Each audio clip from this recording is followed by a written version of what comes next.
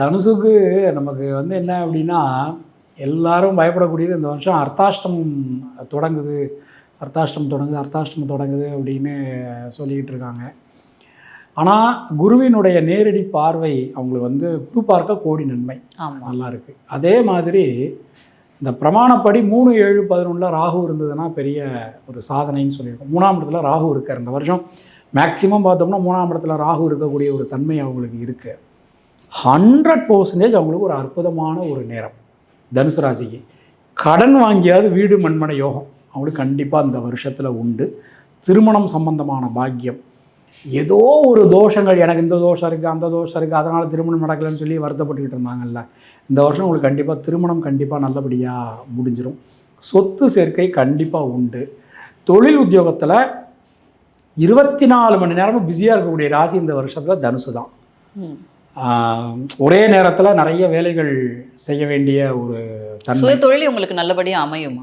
ஏற்கனவே பார்த்துக்கிட்டு இருந்த தொழிலில் பிரச்சனை தீர்ந்துடும், புது தொழிலும் ஆரம்பிப்பாங்க. இன்னொன்று அலைடான தொழில்கள், ஃபார் எக்ஸாம்பிள் வந்து இப்போ வந்து ஒரு லேண்ட் ப்ரமோட்டர்ஸ் இருக்காங்க அப்படின்னா அவங்களே வந்து ஒரு செங்கல் சிமெண்ட் விற்கக்கூடிய அந்த மாதிரி. ஸோ ஒரு அலைடான தொழில் அவங்க வந்து ஆரம்பிக்கக்கூடிய ஒரு தன்மை இந்த வருஷம் அவங்களுக்கு உண்டு. உத்தியோகத்தில் நல்ல ஒரு புதுசாக ஆரம்பிக்கணும்னு நினைக்கிறவங்களும் தைரியமாக கண்ணை மூடிட்டு தொடங்கலாம். இன்னொன்று கடன் கேட்ட இடத்துல கிடைக்கும். அரசாங்க அனுகூலம், கவர்மெண்ட்லேருந்தே கடன் கிடைக்கும் அவங்களுக்கு. ரொம்ப ரொம்ப நல்லா இருக்குது. விவசாயம் பண்ணுறவங்களுக்குலாம் இந்த வருஷம் ரொம்ப ஒரு சூப்பராக அற்புதமான ஒரு தன்மை. குடும்பம் ரொம்ப அற்புதமாக இருக்குது. ரொம்ப இவங்களுக்கு ரொம்ப ரொம்ப சூப்பராக இருக்குது. எதில் கவனமாக இருக்கணும் அவங்க தனுசு? மெயினாக அந்த ஹெல்த் சம்மந்தமான இஷ்யூஸில் கொஞ்சம் கவனமாக இருக்கணும். தனுசு ராசிக்காரர்கிட்ட இருக்கக்கூடிய பெரிய பிரச்சனை என்ன அப்படின்னா, இவங்களுக்கு எல்லாம் தெரியும்னு நினச்சிக்கிறது, இவங்களாவே மருந்து மாத்திரை சாப்பிட்றது. கொடுத்த மருந்து மாத்திரையை ஒழுங்காக சாப்பிட மாட்டாங்க. மருந்து மாத்திரையை ஒழுங்காக சாப்பிட்டாலே போதுமானது.